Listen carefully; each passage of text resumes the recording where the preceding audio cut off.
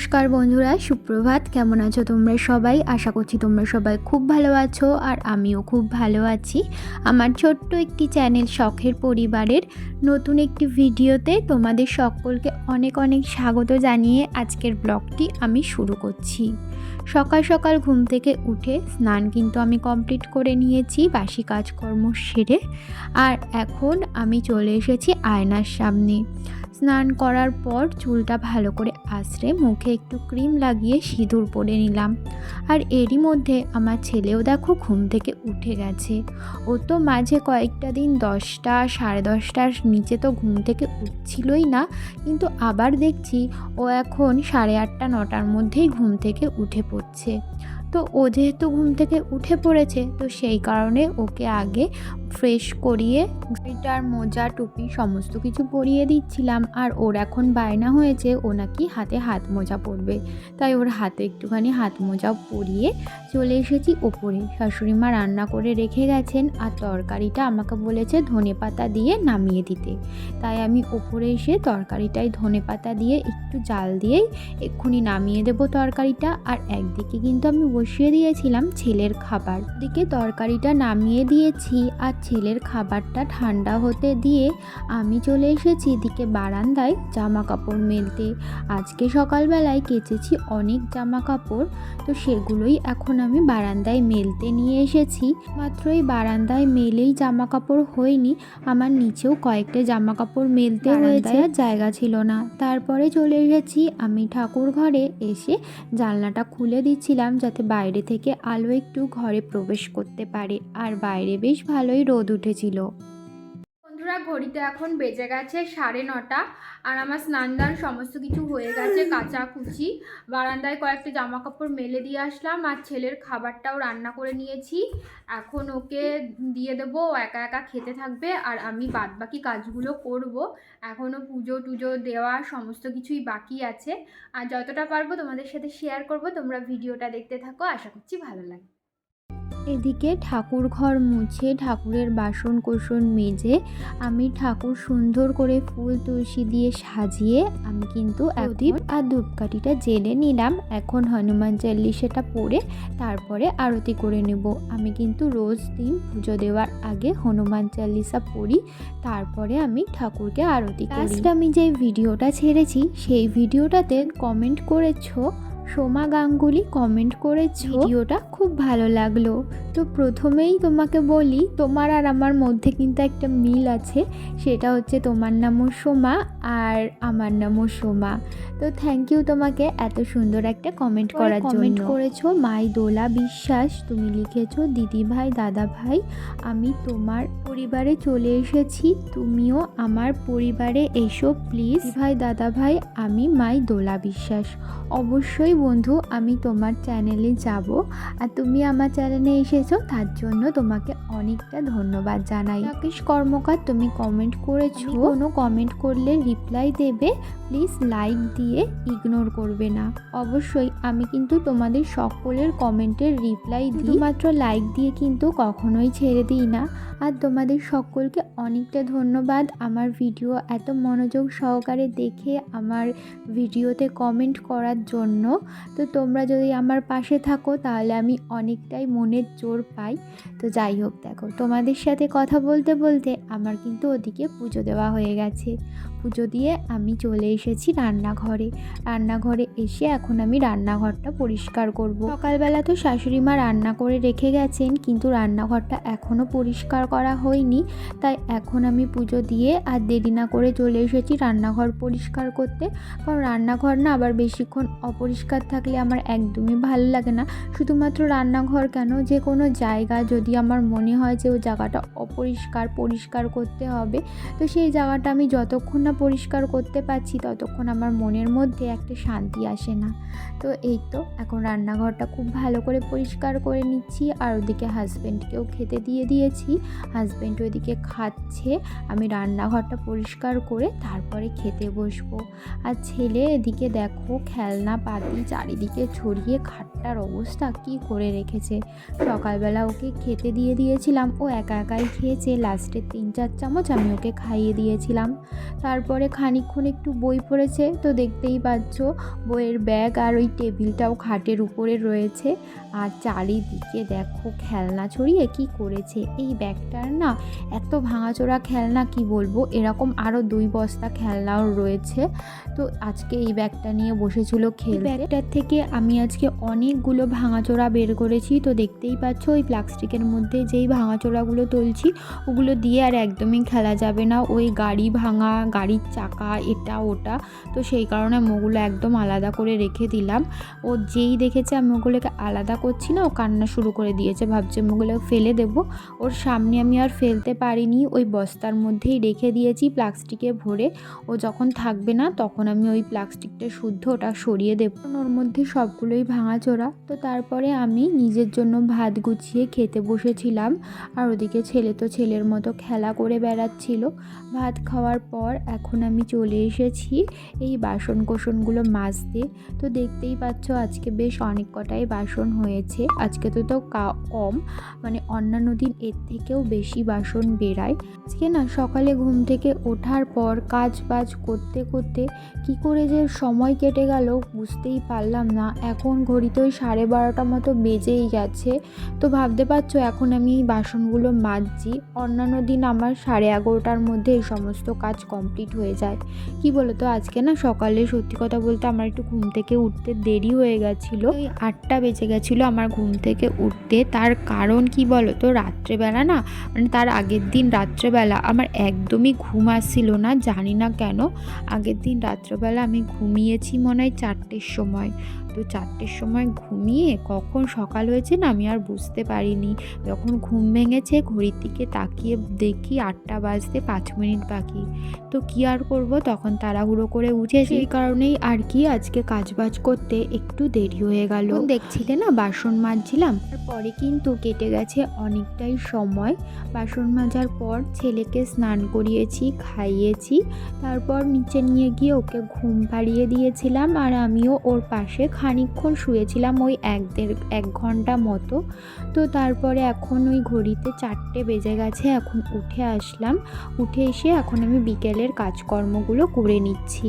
মানে ঘর দোয়ার তো ঝাড়ঝুড় দেওয়া থাকে, তারপর জামা কাপড় তোলা থাকে, জানলা দরজা এগুলো সমস্ত কিছু বিকেলবেলা বন্ধ করি। এই সমস্ত কাজগুলোই আমি এক এক করে সেরে নিচ্ছিলাম। আর এই তো রান্নাঘরের জানলায় কয়েকটা ওই রান্নাঘরেরই ন্যাতা মেলা ছিল, সেইগুলোই আমি তুলে নিচ্ছিলাম এক এক করে। তুলে এখন জানলাটাও বন্ধ করে দিলাম। এই শীতকালে যদি বিকেল থাকতে থাকতে জানলা দরজা বন্ধ না করে দিই, বাইরে থেকে তো ঠান্ডা হাওয়া ঢোকেই, তার বাদেও ঢোকে এক গাদা মশা। তো সেই কারণে সন্ধ্যা নামার আগেই, মানে বিকেল থাকতে থাকেই আমি জানলা দরজা সমস্ত কিছু বন্ধ করার চেষ্টা করি। তো হয়ে গেছে সন্ধ্যাবেলায় সন্ধ্যা দিয়ে আমি চলে এসেছি রান্নাঘরে। আর রান্নাঘরে এসে বসিয়ে দিয়েছিলাম চা, আর রাত্রে বানাবো রুটি। তো সেই কারণে একেবারে আটাটা মেখে নিয়েছি। আর সেখান থেকে আমি দুটো এখন গরম গরম রুটি ভেজে নিলাম চায়ের সাথে খাওয়ার জন্য। সন্ধ্যাবেলা না মনে হয় যে কিছু একটা খাই, মানে হালকা হালকা খিদে পায়। তো আজকেও তাই আমার খিদে পাচ্ছিল, তাই ভাবলাম কি খাবো। তো কালকের মতো আজকেও চায়ের সাথে একটু রুটি গরম গরম ভেজে নিলাম। এখন গরম গরম চা আর গরম গরম রুটি খেয়ে নিচ্ছি। আর এই 2 দিন ধরে আমার মাথাটা এত পরিমাণে যন্ত্রণা করছে যে কি বলবো। তো আজকেও তাই। তো সেই কারণে আর করে চা বানিয়ে নিলাম যাতে মাথাটা একটু ঠিক হয়। তো চা খেয়ে আমি চলে এসেছি আবারও রান্নাঘরে, বসিয়ে দিচ্ছি তরকারি। আজকে রাত্রে রুটির সাথে করব একটা আলুর তরকারি। তো চলো তোমাদের সাথে শেয়ার করি আমি আলুর তরকারিটা কিভাবে বানাচ্ছি। প্রথমে কড়াইয়ে তেল দিয়ে কালো জিরে ফোড়ন দিয়ে দিয়েছিলাম, তারপরে দিয়েছিলাম টমেটো আর পেঁয়াজ কুচিয়ে রাখা। তো টমেটো আর পেঁয়াজটা হালকা হালকা নরম হয়ে আসলে তার মধ্যে দিয়ে দিয়েছিলাম ডুমো ডুমো করে কেটে রাখা আলুগুলো এইভাবেই ছোট ছোট টুকরো করে কেটেছি যাতে তাড়াতাড়ি সিদ্ধ হয়ে যায়। তারপরে দিয়ে দিয়েছিলাম হলুদ, আর এখন দেব নুন, আর দিয়েছিলাম 2টো চেরা কাঁচা লঙ্কা। ঝালটা তোমরা তোমাদের পরিমাণ মতো দিতে পারো। আমার যেহেতু ছেলে খাবে, ও তো বেশি ঝাল খেতে পারে না, তো সেই কারণে আমি তরকারিতে ঝালটা একটু কম দিয়েই রান্না করি। আর দিয়েছিলাম একটু আদা গ্রেট করে, আর জিরে গুঁড়োও দিয়েছিলাম, আর দিয়েছিলাম কয়েক টুকরো রসুন থেতো করে। তো এখন আমি সমস্ত কিছু ভালো করে কষিয়ে নিয়ে এর মধ্যে দিয়ে দেব 2টো ডিম ফাটিয়ে। এইভাবে আলুর তরকারি করে একদিন রুটি কিংবা লুচির সাথে খেয়ে দেখো, জাস্ট এত ভালো লাগে না যে কি বলবো। 2টো ডিম ফাটিয়ে এখন কিন্তু আমি ডিমটাকে আর আলুর সাথে ভালো করে একদম মিশিয়ে নেব। যতক্ষণ ডিমটা আলুর সাথে একদম ঝুরো ঝুরো না হয়ে যায় ততক্ষণ পর্যন্ত কিন্তু আমি এটাকে মেশাবো। আর দেখো, কড়াইয়ের চারিদিকে লেগে কড়াইয়ের অবস্থা একদমই খারাপ হয়ে গেছিলো। তারপরে কিন্তু আমি দিয়ে দিয়েছিলাম জল দিয়ে ঢাকা দিয়ে দিয়েছি। মাঝে তোমাদের সাথে একটুখানি শেয়ার করতে পারিনি, তার কারণ না আমার ভিডিওটা মেমোরিটা ফুল হয়ে গেছিলো। তো তারপরে কয়েকটা ভিডিও ডিলিট করে তারপরে আবার এখন তোমাদের সাথে ভিডিও শেয়ার করছি। আমার ফোনে না এখন প্রচণ্ডই প্রবলেম হচ্ছে, মাঝে মাঝেই স্টোরেজ ফুল হয়ে যায়, তো সেই কারণে অনেক ভিডিও না তোমাদের সাথে আমি শেয়ার করতে পারি না।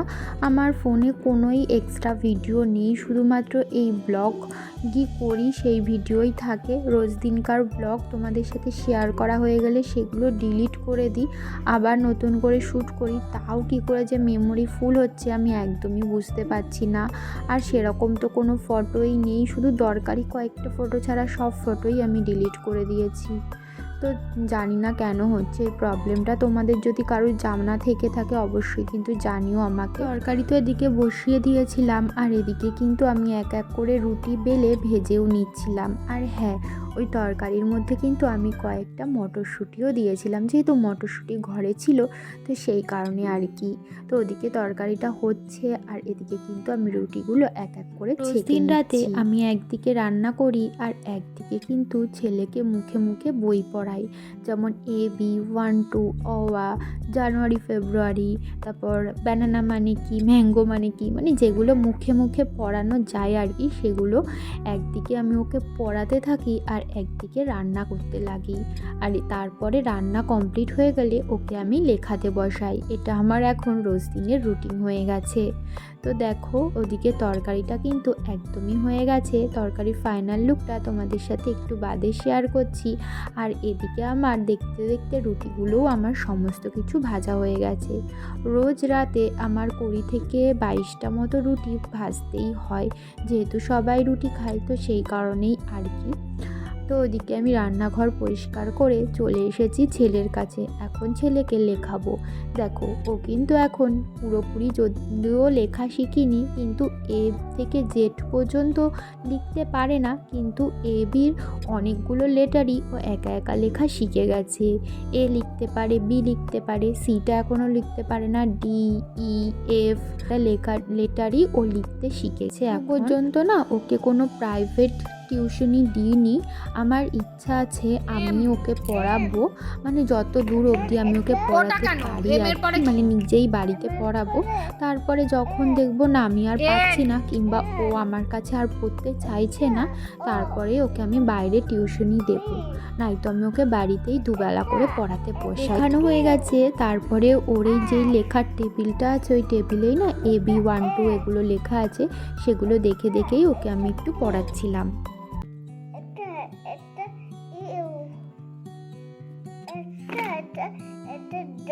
ভি